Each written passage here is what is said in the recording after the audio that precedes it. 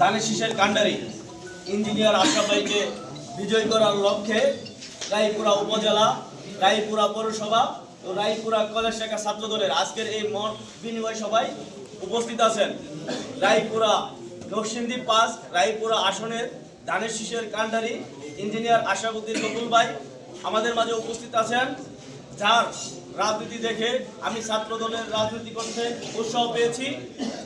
রায়পুরা উপজেলা ছাত্র দলের সাবেক সভাপতি, রায়পুরা উপজেলা যুব দলের আহ্বায়ক আলতাফ ভাই আমাদের মাঝে উপস্থিত আছেন।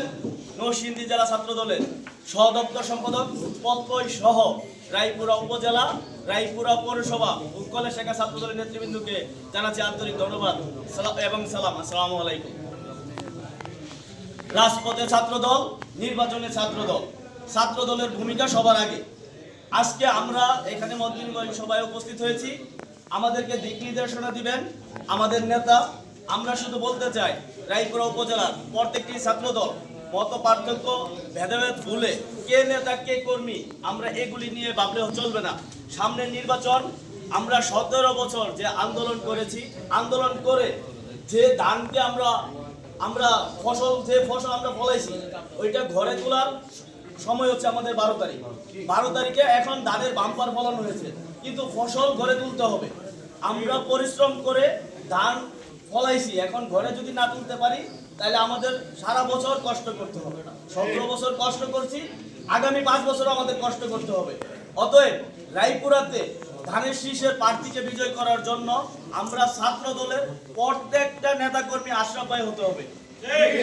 কে নেতা কে কর্মী ভুলে গিয়ে প্রত্যেকটা নেতাকর্মী আশরাফ ভাই হয়ে 12 তারিখে যেন আশরাফ ভাইকে বিজয় করতে পারি তথা আমরা বিজয় হতে পারি, সে লক্ষ্যে কাজ করতে হবে। কে দিক নির্দেশনা দিল, কে কি বললো, কে ফোন দিল না, এজন্য মন খারাপ না করে আমরা হয়তোবা বিভিন্নভাবে রায়পুরা উপজেলা অনেক বড়, 24টা ইউনিয়ন মেনটেন করতে গিয়ে অনেক ত্রুটি ভুল ত্রুটি থাকতে পারে, কিন্তু আমাদেরকে ওই ভুল ত্রুটিগুলো ভুলে গিয়ে আমাদেরকে আশরাফ ভাই হয়ে রাজপথে কাজ করতে হবে। ছাত্র দলের সকল ভেদাভেদ ভুলে আমরা কাজ করব এই প্রত্যাশা রেখে আশরাফ ভাই দিক নির্দেশনা শোনার অপেক্ষায় থেকে আমি আমার সংক্ষিপ্ত বক্তব্য শেষ করছি। সবাইকে ধন্যবাদ। আসসালামু আলাইকুম।